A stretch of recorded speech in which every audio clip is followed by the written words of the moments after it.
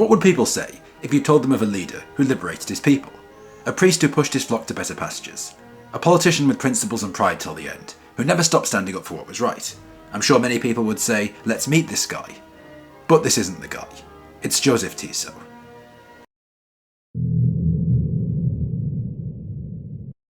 The priest who would provide Slovakia with the fury of fascism looked nothing like that during his early life. Tiso, a Slovak, was born October 13th, 1887, in Bicha, a small town in the northwestern corner of Slovakia, then within the Austro-Hungarian Empire. His early life was comfortable. His family were upper middle class, and among the richest in town. It probably didn't hurt that his parents were Catholic Slovaks, who were close to the politically active priest Jozef Tiso. While Austria and Hungary, the cornerstones of the empire, were well developed, as were the Czech lands, much of Slovakia, often derided by the urbanised, secularised elites as backward, was still rural, and based around Catholicism and traditional society, and Slovak was routinely discriminated against, so such a connection, in a society still characterised by peasantry and poverty, was no doubt very welcome. Tiso, who became fluent in not just Slovak, but Hungarian, Czech and German, took advantage of this. He did well in high school, not just because of his high grades, but also, some say, because of his fawning attitude toward Hungarians. As such, he was recommended to the prestigious Collegium Pasmoneum in Austria, a seminary for theological candidates. He was ordained as a priest in 1910, received a degree in theology, became secretary to the Bishop of Nitra, and also became an instructor at a girls' school, as well as chaplain to the rich village of Banovs. By all accounts, he was a Hungarianised Slovak, who'd done remarkably well in the system, and was even accused, back then, of engaging in, quote, pro-Hungarian, anti-Slovak activities. However, he did soon begin helping the Slovak peasantry, in the form of joining campaigns against alcoholism, and began to write journalistic articles about this and other issues. Alcoholism spread alarmingly fast in Slovakia, via taverns, and many of the owners were Hungarian Jews, who had been resettled in Slovakia by Hungary. The Hungarian Habsburgs for generations had ruled Slovakia, and often pushed ethnic migrations, in a divide-and-rule attempt to undermine Slovak language and culture. Furthermore, the Slovak language was banned in most public institutions, and there was only a single Slovak library. Tiso, despite being Hungarianised, came to resent all this. His constant exposure to the effects of alcoholism, and constant encounters with Jewish taverns that also entrapped peasants via debt, combined with the newfound dislike of the government, and he complained in his columns about the, quote, omnipotent state and the Jewish tavern keepers. Many Slovaks were complaining of this too, and began to complain that the Slovak middle class was dominated by Jews, most of whom were Hungarian, and that this middle class owned nearly half the national wealth. Some see this as the seedling of Tiso's later Slovak nationalism, but right now, however, he wasn't thinking much about Jews at this stage, or about Slovakia, since he was drafted into the First World War, in the 71st Infantry Regiment of Trenčín, as the regiment's priest.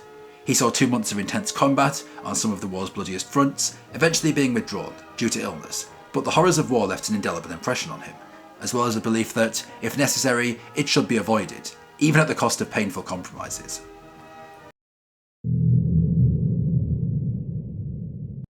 And one compromise Tiso had always been willing to make was on the nationality question.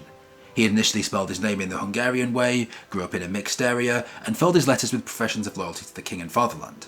He believed in more rights for Slovaks, but not full independence. He thought a compromise could be worked out with the central government, and, had the Austro-Hungarian Empire not collapsed, it's likely he would have continued to believe this. All of this was blown out of the water, however, by the Hungarian Revolution of 1918. Led by Bela Kun, formerly Kohn, a Jewish soldier once convicted of theft from his fellow soldiers, with most of his 121 leading commissars being Jewish, the revolt created a huge backlash of horror, an anti-Jewish feeling, with its execution of priests, demolishing of churches and mauling of minorities. And, despite it being suppressed, Tiso and his colleagues felt they had no choice but to split from Hungary, and to throw their support behind the newly created nation of Czechoslovakia, and in particular its Slovak People's Party, led by Andrej Hlinka. As such, Tiso joined Father Hlinka's party, a conservative Catholic organisation that advocated for autonomy for Slovakia, in October of 1918. Hlinka was a charismatic priest who believed in Slovak rebirth and renewal, believed the church should be the centre of society, believed in Slovak language rights, but, like Tiso, believed in working within the Czech system and calling for more language and religious rights. Despite becoming old in years, he was a very effective communicator and speaker who came to lead the party. As such, Tiso rose to become one of Hlinka's key followers, and put much stock in Hlinka's belief that under a majority Czech domination, Slovaks will be able to gain more rights and religious respite. This stock, however, would collapse like 1929, as the Slovaks began to be treated like a backward minority by the Czechs. The Czechs even began a forced secularization campaign against them, at the hands of a liberal government no less, which, needless to say, enraged the Slovaks and the opposition. As early as 1919, Hlinka even wished, after Miklos Horthy's conservative revolution triumphed, that he'd stayed with the Hungarians, stating that Slovaks could get on better, quote, than we can with the irreligious, free-thinking Czechs. He also hoped that religious barriers, quote, shall always, I trust, keep us Catholics apart from those who were Hussites and now are infidels, even stating that, quote, outside of Hungary, there is no life for us. He and his delegation even went to the 1919 Paris Peace Conference, hoping to gain Slovak independence, or at least autonomy, but were packed off home, which embittered and determined them even further. Their statement, however, before they were thrown out, is very telling, stating their desire to remove Slovaks from the Czechs, who, quote, mean to wrest our Slovak soul from us.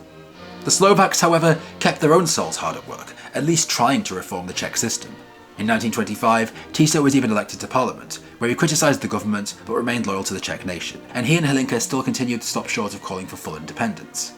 Also elected to the parliament with him was one Dr. Wojtek Tuka, once known as Bela Tuka, a fellow former Hungarian loyalist who had Slovakicised his name and would soon become much more radical than the other two. The other two, however, would soon become one, because Andrei Hlinka died in 1938. At the end, they say, he'd come to be disgusted by Hitler.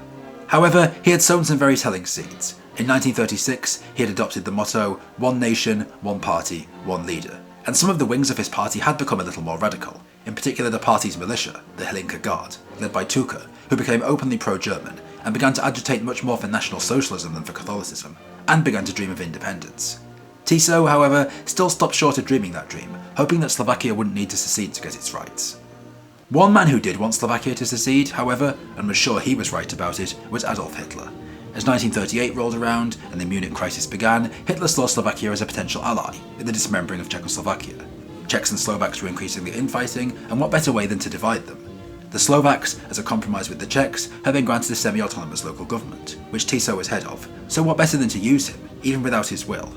And he was helped, ironically, by the future Western allies, who forced Czechoslovakia to give up the Sudetenland, its most militarised, defended border region, leaving much of the rest of the country defenceless. Hlinka had already cooperated with the Sudeten German party in agitating against Czechoslovakia, so maybe his successor could be useful too. After gaining the Sudetenland without a shot being fired, Hitler immediately began to start trying to tear Czechoslovakia up again, and part of that was trying to get Tiso to declare further independence. Tiso, however, was not fully sold on going further. Not only was he reluctant to engineer such a risky move, but, unlike Tuka, Tuka's protege Alexander Mach, and other openly Nazi elements, he didn't consider himself a fascist, or a Nazi, and wasn't keen to go it with Germany. However, some in his party tried to force his hand.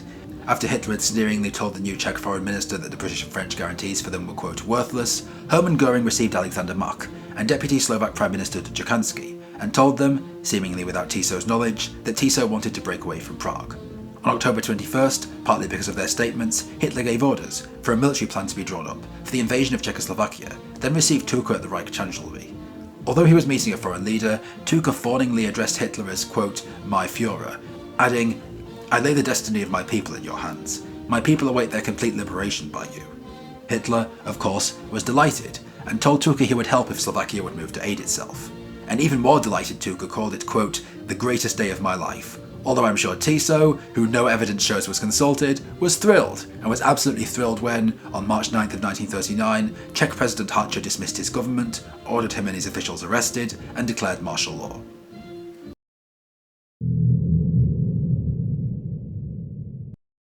Tiso would soon be freed, however, because on March 11th, Hitler decided to move against what remained of Czechoslovakia. Tiso escaped from house arrest at a monastery and accepted an invitation from Berlin. While he awaited Tiso, Hitler had dispatched 14 German divisions to the new Czech frontier, and when Tiso arrived, Hitler bluntly told him, accept Slovak independence or else.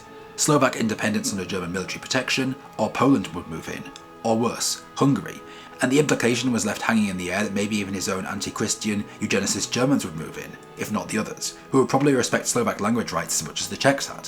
So, feeling cornered, he consulted his cabinet, and they agreed on independence. And the next day, without firing a shot, the cowardly Hácha agreed to Hitler's occupation of the rest of Czechoslovakia.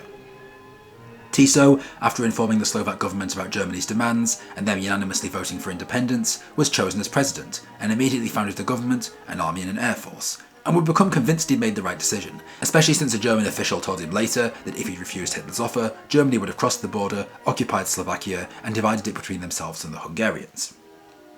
The reluctant president of the reluctant country then set about forging ahead with his reluctant independence, The new government, quickly formed, was to be based on the principles of Catholicism. Democracy was rejected. To them, it broke up the unity and spirit of a people, created squabbling factions, and subordinated the state to secularism and big business. Instead, the state would be based on faith, and a founding father, whom the people should obey in good, as long as he obeyed God, and disobey if he disobeyed God. Tiso, however, immediately violating God's rules, began not only giving speeches, in support of the anti-Christian eugenicist Hitler, but praising him effusively. He even coined the phrase Hitler Helinka jedna linka, or Hitler and Helinka on the same track. In private, however, he wished his track differed, and still behaved, in many ways, like the reluctant president pushed into his position. He didn't like Hitler's radicalism. He didn't like Hitler's totalitarianism. He didn't like Hitler's ideology, and he especially didn't like Hitler's anti-Christianity. He felt the issue with the Jews was not with all Jews, and certainly was not a racial one. He was a Catholic, not a Nazi, and the church was often at loggerheads with Nazism. However, feeling backed into a corner, he tried his best to profess allegiance to the Nazi line, while gaining as much for his country as he could. And Hitler, seeming to realise this, more than made nice with the Catholic Tiso, which seemed to surprise many of his underlings. Wrote Dr. Paul Schmidt of the German Foreign Office, "It was strange to see Hitler greeting this Catholic priest with friendliness. The short, stout Catholic dignitary stood facing a man who could hardly be called a friend of the Catholic Church. But when Tiso wanted something, for Slovakia, he would have visited the devil himself. He once told us, 'When I get worked up, I eat a pound of ham, and that soothes my nerves.'" And the ham certainly was not ham-fisted, because Tiso seemed to have a stern head on his shoulders. According to one of the other German envoys, he was, quote, "without doubt the craftiest, most powerful, and most level-headed politician in Slovakia." Papal delegate Giuseppe Bozio, however, was less convinced. A Catholic who opposed Nazism and followed Pope Pius in condemning many of its excesses, he noticed how Nazism had already wormed its way into the Helinka Guard, already wormed its way into the party, and the compromises Tiso had had to gain a semi-independence, and wrote, quote, "The question is, how long Tiso's political convictions, and especially his conscience as a priest, let him march hand in hand with his National Socialist masters." Initially, however, things for Tiso seemed to go well. Not only did he form a government, and not only were the vast majority of Slovak lands under his control, but he also began to enact various anti-secular policies, designed to strengthen the Catholic Church and eliminate degeneracy. He banned alcoholism and communist propaganda, banned non-traditional sexual behaviour, strengthened the Church, and even stopped Tuka's radicals when they tried to build a Nazi state based on racialism and secularism. Even after they attempted a German-backed coup against him, he refused to give in and refused to take their hardline stance against the Jews, even if he couldn't stop his party militia, the Helinka Guard, becoming more and more Nazified by Tuka and his protege, Alexander Mock. This Nazism, however, would soon spread and become a problem. Tuka had the support of Hitler and could not be removed because of it. He was a genuine deep Nazi, and this would soon show in the actions of his followers, the Helinka Guard, and they and the pro-German elements began promoting racial superiority ideas and attacks on Jews as a whole. And this meant literal attacks, including violent attacks, beatings, and the burning of Jewish businesses. Not at all happy about this, Tiso tried a counterattack. In March 1939, following attacks on Jewish property, he declared anyone waging them would be prosecuted. To ensure Catholicism reigned, and to appease the hardline Helinka elements, he passed laws, stipulating that 51% of shares in Jewish-owned firms had to be sold to Slovaks, but added that the proprietor would be free to choose whoever he sold to, trying to provide the opportunity for the buyer to exclude Tuka and Mark's anti-Jewish factions. He also managed to keep hold of the majority of the party and prevent them making too many inroads. Had history ended there, I think it would have remembered Jozef Tiso as something of a pragmatist, as a leader who, despite aligning with Hitler, much as with Mannerheim in Finland, did it for pragmatic as opposed to ideological reasons, with a movement with followers that was sometimes unjust to the Jews, but whose excesses he tried to curb, and as a person who, while sometimes oppressive, tried to shield the Slovak people from spiritual and secular decay. Only that's not how his reputation was received, because World War II happened.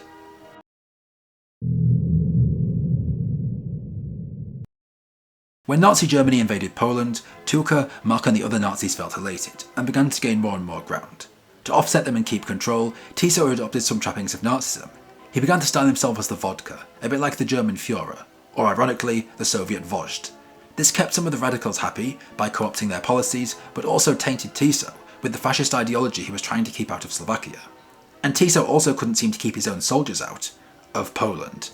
Keen to keep Hitler's good graces, gain back Slovak lands in Polish hands, and keep his own throne secure on the lands he already had, Tiso's troops participated in the invasion of Poland, despite the Germans terror bombing and bringing ruin to the biggest Catholic country in Europe right on their borders. Many of his soldiers refused to participate in the conflict. Other government leaders condemned him. Many in the Vatican wondered how his conscience could stomach this. Maybe because Poland had seized some Slovak territory and he wanted it back, he told himself it was okay. Maybe it was because Poland was led by a relatively liberal military dictatorship and had legalised homosexuality, he told himself it was a holy war. Maybe he knew fighting with the anti-Christian Germans was a bad thing, but told himself he had to do it, for the good of the nation, or the Germans would end it for good. Either way, the horror stories, levelled cities and thousands of fleeing Polish refugees, didn't deter him, probably fearing that pulling his units back would enrage Hitler. Great conduct for a pragmatist, but appalling for a priest. In that same vein, Tiso's policies toward the Jews began to change too. As Germany clearly seemed to be winning the war, and as Tucker and Mack became more aggressive, under Nazi guidance, on September 10th of 1940, the now Nazi-dominated parliament passed, against Tiso's will, the Jewish Code, a set of anti-Jewish laws that included deportation to a, quote, new Jewish city in Poland, which soon became the Polish ghettos, which soon became Auschwitz. Tiso, to his credit, had no idea this would be the destination, and refused to sign. But it was enforced without his signature anyway, and he, in an act of cowardice, complied. It did trouble him though, and in private he wondered if he should resign, and some of the bishops lobbied him to do so. However, Tiso, ever fearful of Hitler more than hell, worried that Tucker would, with Germany's backing, take his place and Nazify everything. Persuaded by church leaders and some Jewish representatives, he made the fatal decision to stay, and sell some more of his soul. Tiso, however, did use certain loopholes to exempt certain Jews from deportations. He, the bishops, the Vatican and elements of the government managed to delay the deportations for several months, and he did complain to the Germans, but not forcibly enough to stop it. 58,000 Jews were ultimately deported to Auschwitz, almost all of them killed, before he finally went into action and put a stop to the deportations. He also once more kicked his army into action in June 1941, sending over 52,000 soldiers to help Hitler invade the Soviet Union. Initially quite demoralised at fighting another nation that they once more saw as their brother Slavs, the Slovak soldiers then quickly gained morale, as they experienced the horrific conditions under communism, witnessing basements full of murdered prisoners, demolished churches, execution sites, and hearing of horrors from locals. By 1943, however, as the German army retreated with the Slovaks in its wake, many of the Slovak soldiers, demoralised by German atrocities, sympathetic to the locals, and knowing the way the war was going, began to cross over to the Soviet side, return home unilaterally, or desert to the partisans. It got to the point where hundreds a day were doing so, leading the Germans to send 15,000 or so back home, joining many others as the Slovak army collapsed. As the war dragged on, however, and as Germany's defeat looked inevitable, it looked possible that Tiso could save more of his own soul from collapse, not just his state, and more of his statesmanship. In 1943 and 1944, the pro-Nazi radicals Tucker and Mack resigned, the former being so ill that he was confined to a wheelchair, and retired to an Austrian spa, meaning that Tiso, even against Hitler's wishes, immediately appointed non-Nazi ministers, who instantly cancelled the Jewish Code and prevented any further deportations. And it looked like, to some, that Tiso was maybe finally gathering a spine. A spine that quickly dissipated during the Slovak uprising.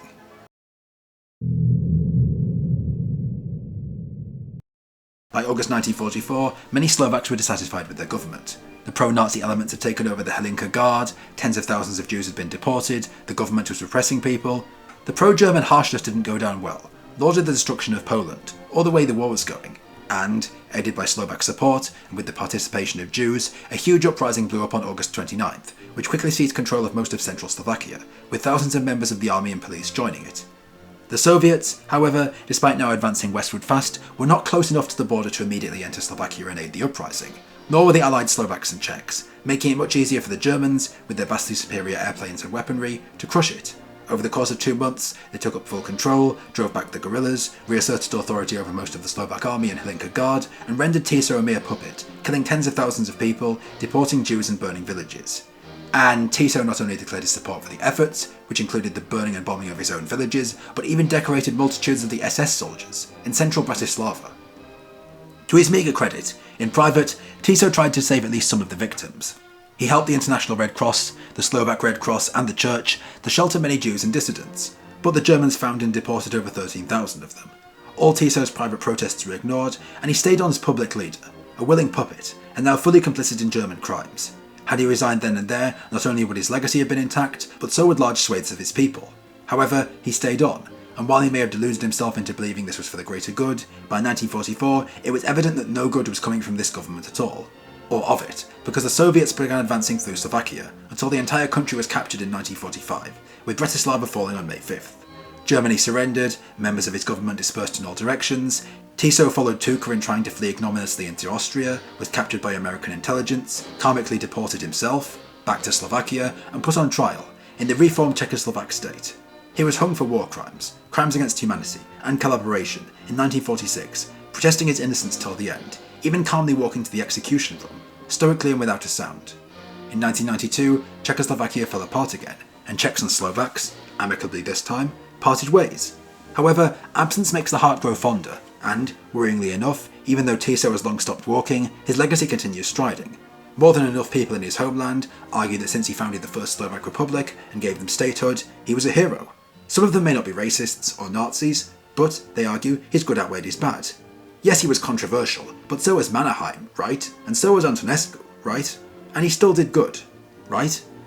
The argument for Tiso being a saint is obviously erroneous. A saint does not become a figurehead for fascists. He should disassociate himself from them, and especially not enter a faux independence that wasn't.